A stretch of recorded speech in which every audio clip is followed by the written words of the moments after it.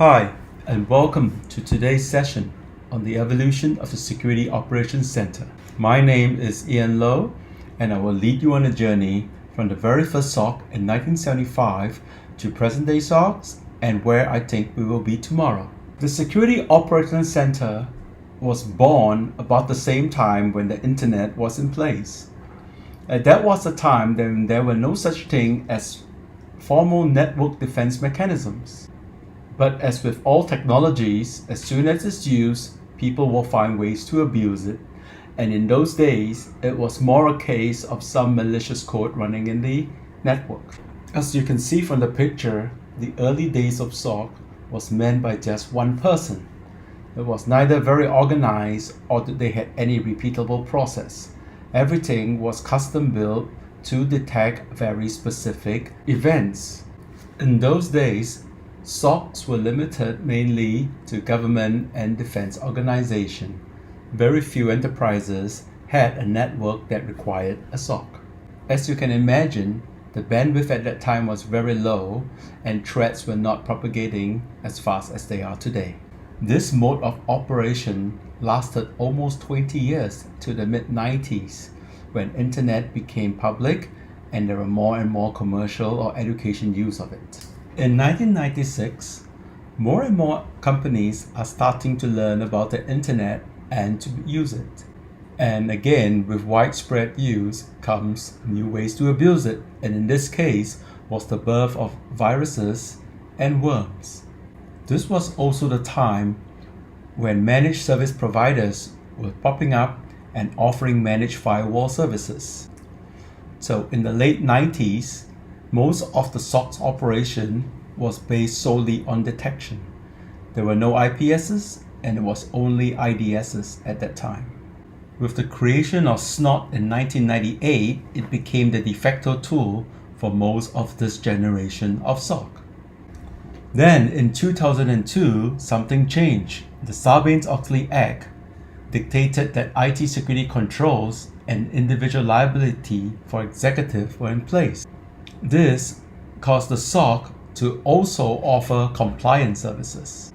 This carried on through the early 2000s when cybercrime was on the increase and the PCI Council was formed to work out standards for card industry. It was also during this generation where we saw the rise of botnets, and also the birth of BitTorrent in 2005 placed a lot of load on corporate networks. Now, the next generation is the age of the SIM. This is the age where cyber wars gone public, with the most famous case was Russia attacking Estonia in 2007. This was also the age where we saw the rise of state actors being more active. For example, Operation Aurora in 2009 to 2010, where the Chinese attacks on companies such as Google, Adobe, Juniper, Yahoo, Symantec, and so on.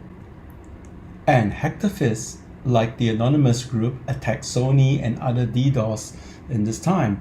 This is also the age where commercial companies are starting to develop their own SOCs. The next generation is what I term age of data. This is the age where threat intelligence was used to enrich the information in the SOC and data analytics techniques was employed to help improve the quality of detection. It is also about this time that the practice of threat hunting got a little bit more mainstream and there are more tools and techniques to help SOC perform threat hunting duties.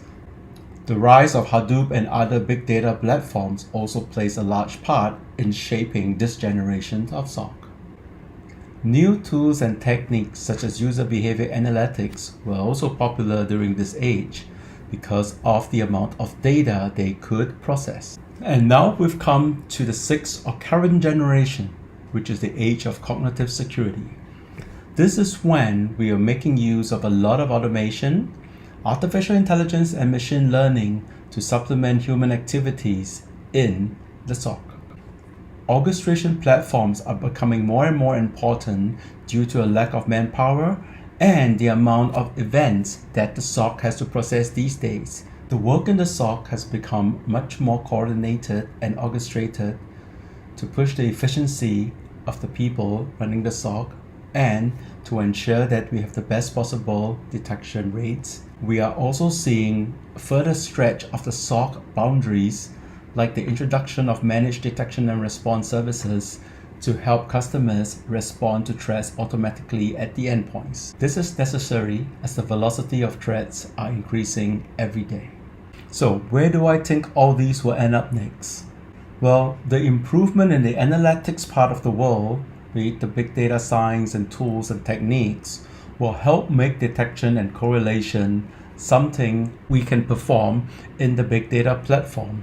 So I do see the traditional SIMs as we know it moving more to just a collector mechanism, and analytics might be done more in real time or in the big data.